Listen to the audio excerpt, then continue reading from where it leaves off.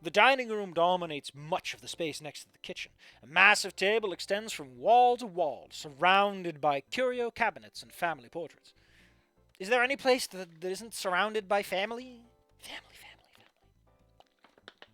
family. Everywhere I look, a member of Rosa's family stares me down.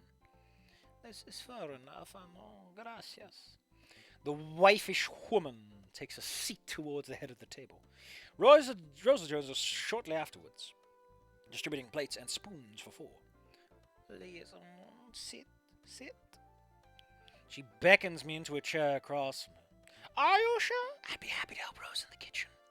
I cast a semi-bleeding look towards my girlfriend. Part of me wants to avoid being alone with Rosa's mom in case I do something that makes it worse. Rosa can serve dinner when her father gets here. Come talk to an old woman for a moment. Laughing, Rosa finishes the place sitting.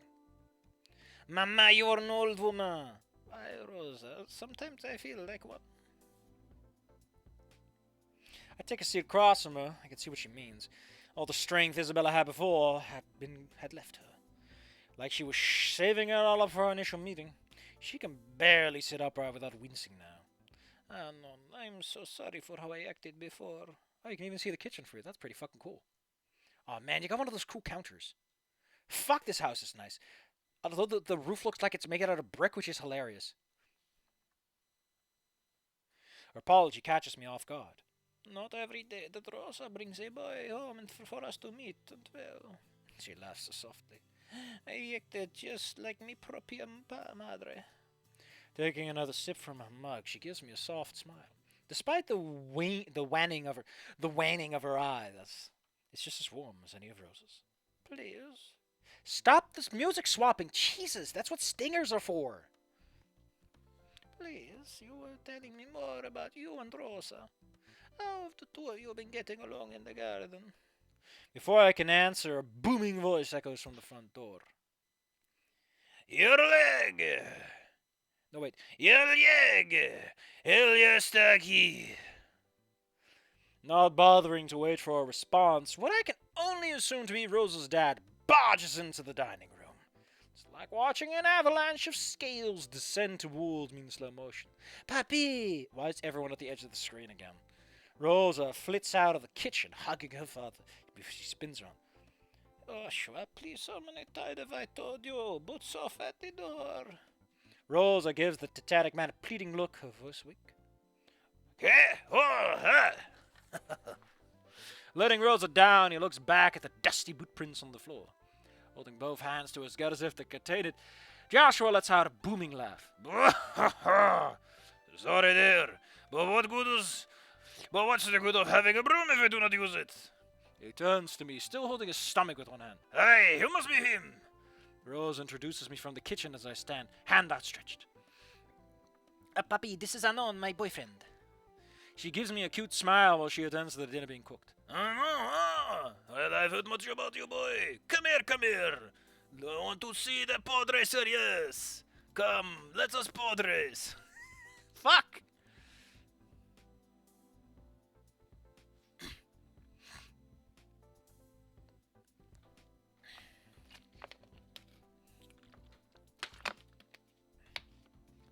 Man, I'm loving this guy.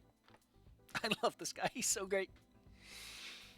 Joshua ignores my outstretched hand. Nice to meet you. Before I can protest, I'm swallowed up in a hug, smothered by 250 pounds of scalding dinosaur scales. I can feel the life slowly being squeezed out of me. Yosh, let the poor boy go. He has enough parental trouble already. Free from my fleshy prison, I can finally breathe again. Isabel, I forgive you for anything you may have said. Oh, sorry. It's just so good to see you, Anon. Joshua's repeated claps to my shoulder feels like I'm being driven into the floor like a human nail. I've been looking forward to this all week. My little girl bringing home a boyfriend for the first time. What wouldn't be excited? His mustache makes him look like a vacuum.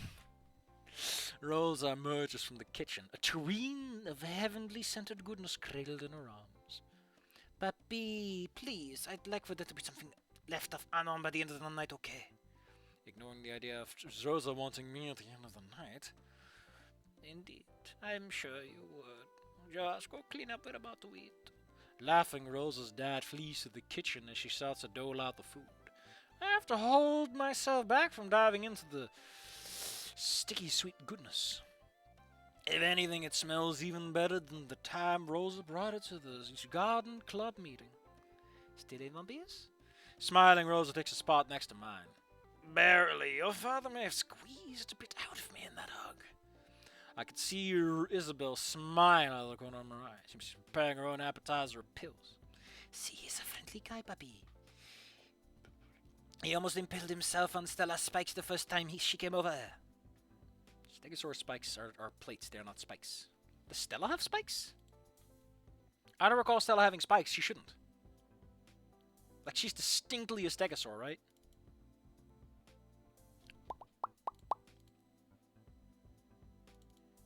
Like, they're massive plates. How do you impale yourself on those? How strong was that hug? Your green little friend, see, I prefer this one. Rosa's dad points to me as he takes a spot at the head of the table. Much less spiky. Oh. His booming laugh. Actually, let me try to give a good booming laugh. Much less spiky. His booming laugh makes me jump a little. All right, Rosa. How would you lead? Lead? Like get a head start in eating? I see Rosa begin to clasp her hands together. Shit, they're saying grace before dinner. Anon, if you're the one who has a cross in this room and I know what this is... Oh, right. Eyeing the picture of Raptor Jesus above the table, I bow my head as well. Once grace is finished, dinner passes itself quickly. The mole poblano is just as delicious as it smells. Rosa even slipped some chicken into mine, knowing I prefer to avoid tofu. Oh yeah!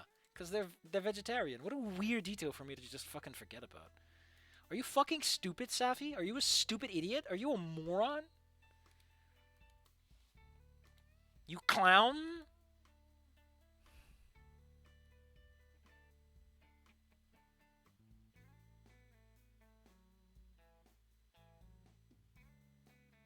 Oh.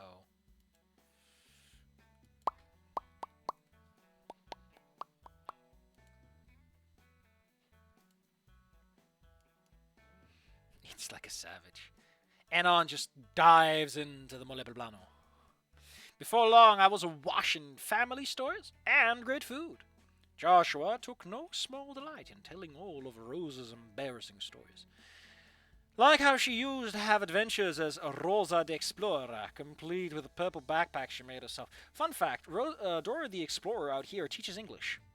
Because I assure you, most people in Europe do not need to learn Spanish. I wonder what the fuck they teach in Britain, though. Because Britain has no other language to learn. Like Spanish, maybe French, because they're adjacent. Maybe German, because they're big in... I don't know. What do they teach there? Like, teaching Spanish in Great Britain is so useless. Because in America, they're like an adjacent country. It makes sense. Like, they have massive trade relationships and everything. And the average, like, Canadian can speak English, comparatively. I don't know. Complete with a purple backpack. Aw, that's just so cute. Man, I'm so going to hold that over her head. Isabel even got some of her previous spark back, either from the food or the memories. She seemed to take delight in drawing my own family stories out of me. I doubt there were many. Yeah, well, what little there were. As the night went on, it was plain to me that it was going to be a one-sided affair. Rosa's parents would regale me with happy tales of their wonderful daughter. Regale means gift. Regalo. Or was it watch? I don't even know anymore at this point. It does mean gift. So hey, there's a fun language overlap for you. And I would try to ignore the fact that my parents didn't want a single thing to do with me anymore. I mean, your dad's paying for your fucking house, asshole. I thought back to my mom and dad back in rock bottom. The same ones who sent their only son halfway across the country. That was your request, Anon. You asked for this. Jesus. Did they do it because I begged them to, unable to face the teasing anymore? Did they do it because they wanted me out of the house? I mean, if you're begging to move out, and you're just being an insufferable shit, then hey, it's 2 for 1. Buddy. My father made it clear that once high school was over, I wasn't welcome back home. Up until now, I hadn't thought of what I would do. always seemed so far away. Being alone was always so tempting. But sitting here in a warm dining room surrounded by a loving family.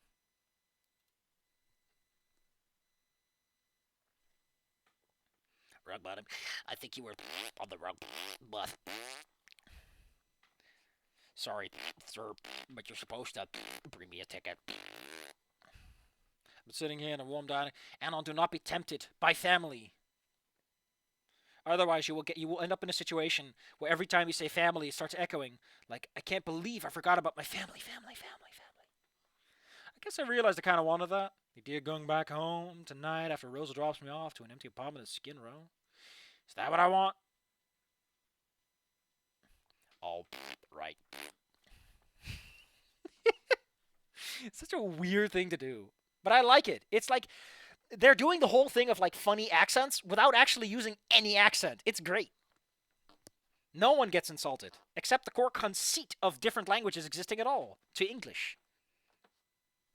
They could have so easily just done something Spanish or French, because, Americans are used to that. But no, they went for the high blow. At least out here, they didn't put an accent on. Maybe in the American version, because remember, in Dutch, they dub it. They got good VAs. Holy shit, the whole thing mirrored. We're probably in a different room now. After dinner, Rosa's parents walked us to the door. Anon, thank you for coming over. The frail woman gives me a hug, her hands trembling somewhat on my back. Keep on treating her right, and you can come over for dinner, Easter. Mama! Rosa's mom hides a laugh behind her hand. Anon, what a pleasure to have you out here. You can do this, Anon. Steal yourself. No. Fuck, my spine might be dislocated. Next time I could show you the fields and make a farmer out of you. I managed your weak laugh to match his. Hey, probably humans were faster with the whole, agriculture thing than dinosaurs, I like to imagine. Because humans want the banana. They are monkey. They want the banana. I mean, the gardening club is alright, but... Papi, stop trying to hire my boyfriend. Thank you, Rosa. These hands are meant for farm noobs, not to farm... These hands were meant to farm noobs, not farm crops. But I saved you too. Just fix his spin. That's how you fix a spine, yes. Rosa gives her parents a hug. Come right home, Rosa. I will say, one thing that's bothered... Although, to be fair, looking at it, Rosa's hair also has a ridiculous amount of highlights. I just think that Rosa has so much hair that it works a bit better. See, I think Joshua has a better going on.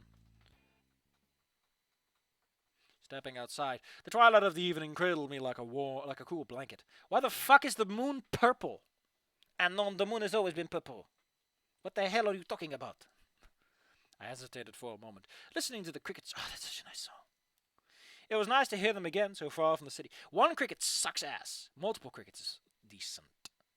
Normally, the only nightlife I hear are sirens and the screams of drug addicts. Out here was more like home, like rock bottom. Since when did I think of rock bottom as home? Because of the Martians? God damn it, Martians, they polluted the moon with their pollutants, and now the atmosphere makes the moon purple. And no, I realized I'd closed my eyes. Sorry. I was just taking it in for a moment. Rosa entwined her arm in mine as we walked to the car.